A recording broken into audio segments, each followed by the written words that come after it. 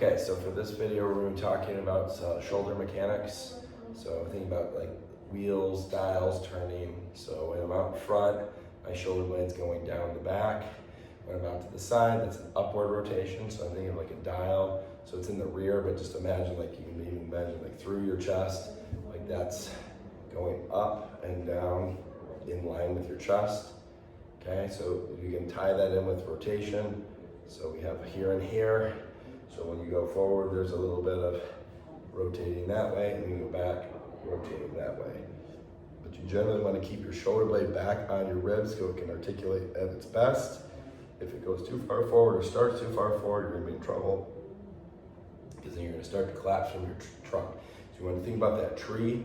Keep yourself nice and straight through that trunk and kind of stable, and moving that shoulder blade more around through your body with the shoulder attached to it. So you have the shoulder blade plus the shoulder, and if you're coming across your body like this, that's when you can twist through those wings that way. Otherwise, it's more just keep the wings forward as you come up, and then maybe your lower wings coming back as you go down. So upper chest forward, lower part back, down.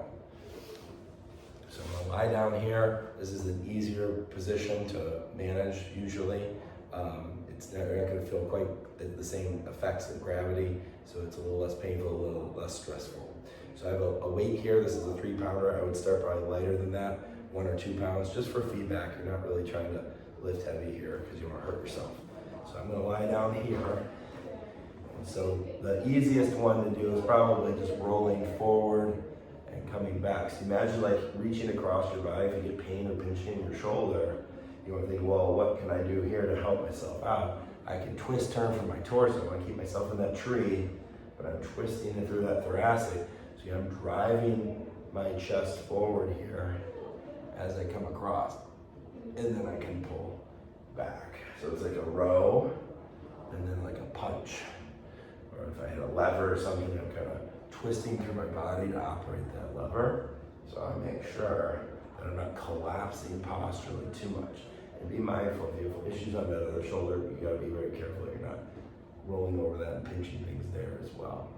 But if you don't, it should be okay. All right, so then the other one we're gonna do is to the side. And again, I'm gonna have my head on a pillow here so it's supported, but very carefully, and you're gonna use those opposite muscles to kind of control that eccentric. But I'm keeping my shoulder blade back, and I'm keeping my canopy open there so that I'm not scrunching, pinching. I'm even keeping my core engaged, keep my tree trunk stable. I'm not gonna be very rooted here because my body weight's holding me down. But I wanna have a sense of that. Now, the other thing that could be working here is your collarbone, so make sure, if you can, you're gonna use your fingers and kind of just make sure that that stays down as that arm goes up. Now, if I go to reach behind, I can start here, but at some point I'm gonna have to go thumb down and have that back there.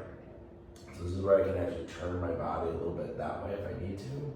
And you might feel some resistance there, and that might start to make sense as to why maybe you can't reach behind your back very well. If you can't twist back that way, you're gonna start at a disadvantage. So I'm gonna make sure I can twist towards a little bit. Same thing coming up. Maybe I need to twist towards a little bit to come back that far.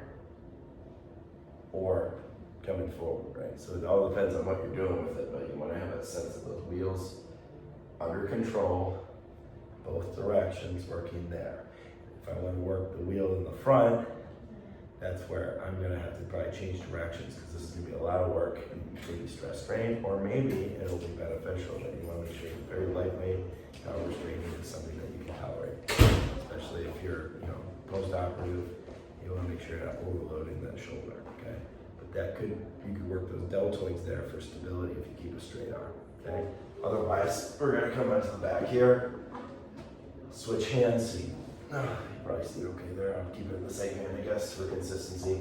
So I'm stabilizing through my core, my trunk, and I'm allowing that arm to come back like so.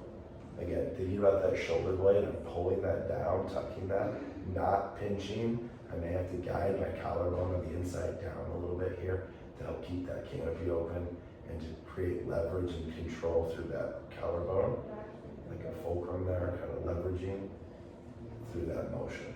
And breathing, of course, don't hold your breath. I can go this way too, to extension. You can't see it, so I will switch hands for this one. So imagine like that arm coming back to the side. I want to be closer to the edge, through here, coming up, coming down. This one you do not need to change the direction of the thumb. Okay, you could slightly, but it's not crucial. This is just to stretch and open the front. Okay, so those are the wheels, all three planes of motion, and kind of using your whole body there to assist.